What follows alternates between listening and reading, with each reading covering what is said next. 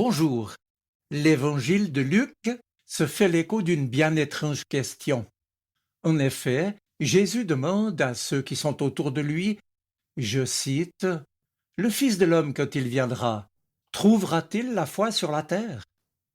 Oui, sa question est étonnante, et l'on peut se demander si Jésus voulait par là exprimer son découragement devant le relatif insuccès de ses paroles, ou bien au contraire, ne cherchait-il qu'à provoquer une réaction salutaire de ceux qui l'écoutaient, suscitant leur foi? Maintenant, 2000 ans plus tard, quand nous entendons cette question de Jésus, le Fils de l'homme, quand il viendra, trouvera-t-il la foi sur la terre? Comment cela résonne-t-il en nous? Eh bien, pour y répondre, il nous faut ici en rappeler le contexte qui se trouve être une parabole de Jésus, une petite histoire pour leur montrer qu'ils devaient toujours prier sans jamais se décourager. La voici, Luc chapitre 18. Il y avait dans une ville un juge qui ne se souciait pas de Dieu et n'avait d'égard pour personne. Il y avait aussi dans cette ville une veuve qui venait chaque fois lui dire « Rends-moi justice contre mon adversaire ». Pendant longtemps, le juge refusa.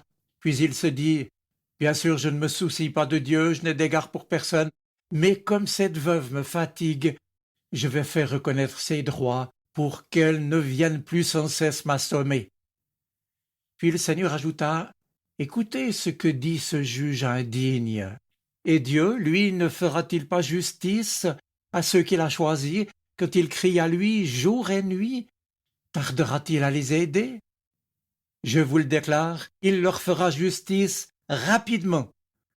Mais quand le Fils de l'homme viendra, trouvera-t-il la foi sur la terre? » Voilà, nous dit l'Évangile, il faut donc toujours prier et ne pas se lasser, et ne pas se décourager.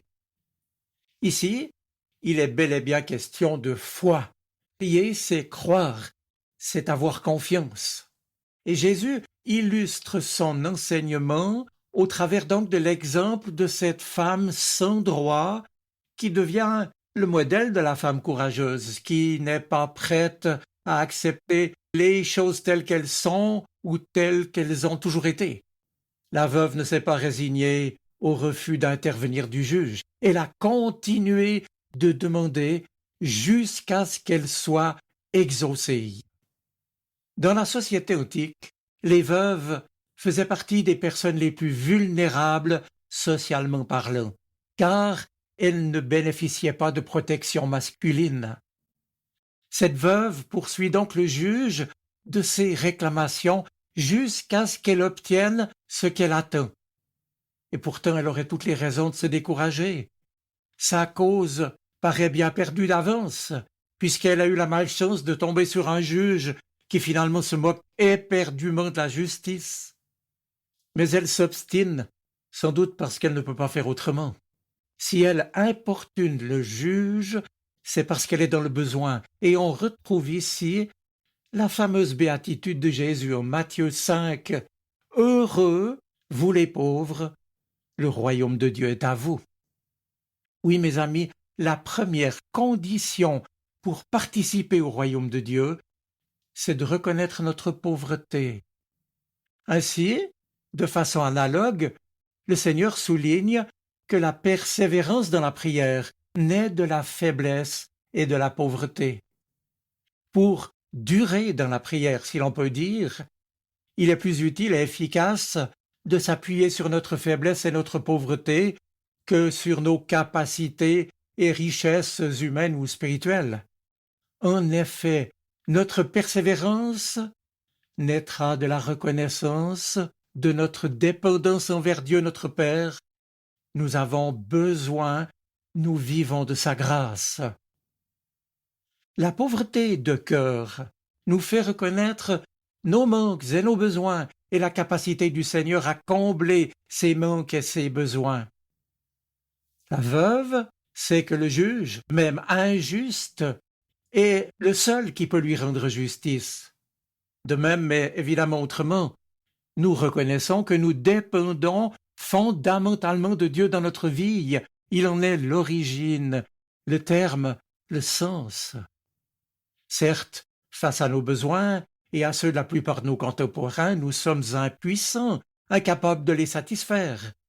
Mais ce qui dépend de nous, c'est l'ouverture de nous-mêmes et le don de nous-mêmes, c'est-à-dire la foi, la confiance que nous pouvons placer en Dieu notre Père.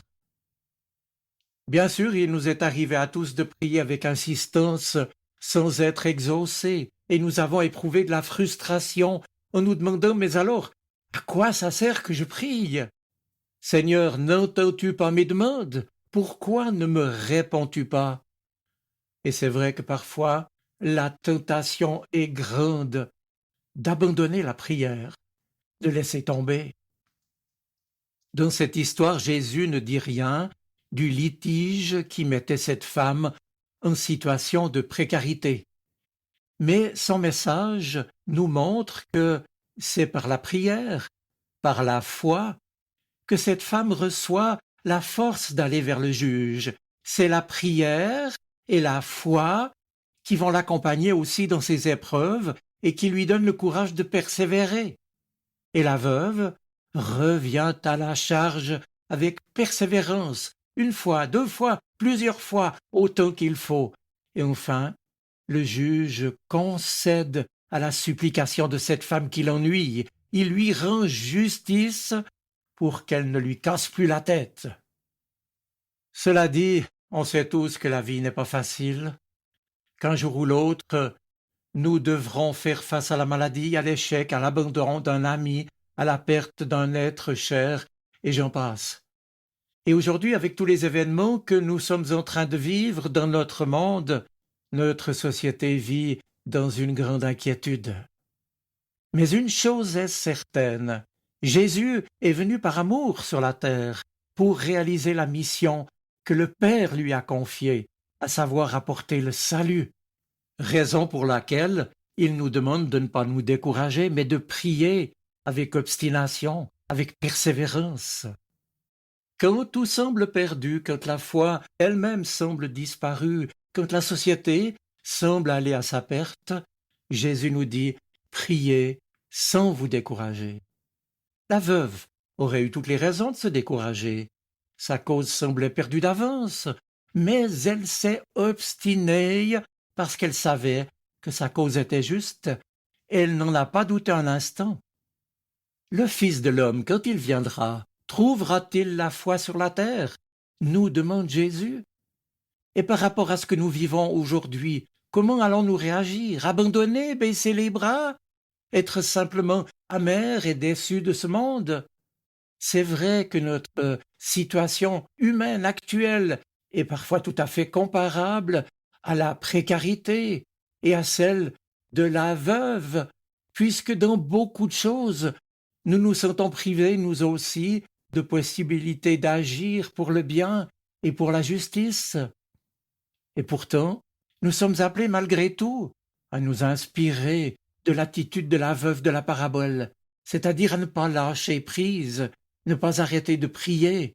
Crier à Dieu, c'est littéralement la traduction du verbe grec. Crier jour et nuit pour que la justice enfin se réalise et que lui, le Seigneur, intervienne en réponse à nos prières. Face à un monde injuste, cette attitude de prière devant Dieu vous semble peut-être paradoxale, voire inutile. Mais le langage de la foi, nous dit Jésus, est tout autre. La foi lève sa voix malgré tout. La foi espère malgré tout. La foi ne se résout pas à laisser tomber. La foi se ressource de cette promesse que la justice sera réalisée grâce à Dieu. Notre attente et notre persévérance ne sont donc pas des cris jetés dans le vide. Ce n'est pas une bouteille jetée à la mer dont la probabilité d'être recueillie par Dieu est bien mince. Non, le fondement de notre attente, ce sont les promesses du Christ et la présence agissante de l'Esprit Saint. Le Seigneur est déjà là, Il s'agit de nous tourner vers lui et de demeurer le cœur et les mains ouvertes. Seule cette attitude humble de pauvreté dépend de nous. Une veuve y est parvenue, une malheureuse petite veuve de rien du tout, pourrais-je dire. Elle était l'inverse du juge, petite, faible, vulnérable. C'était la vulnérabilité totale face à l'invulnérabilité totale. Et pourtant, l'impossible a eu lieu. Elle a gagné, avec la seule arme qu'elle avait, l'obstination pétrie de foi, d'espérance et de courage. Ce n'était pas de la résignation, mais du combat, le combat de la foi, le combat de la prière. La veuve est venue et revenue jusqu'au jour où le juge a fini par craquer. Cette femme l'empoisonnait, et la veuve le savait. C'est pourquoi elle n'eut ni trêve ni repos jusqu'à ce qu'elle obtienne gain de cause.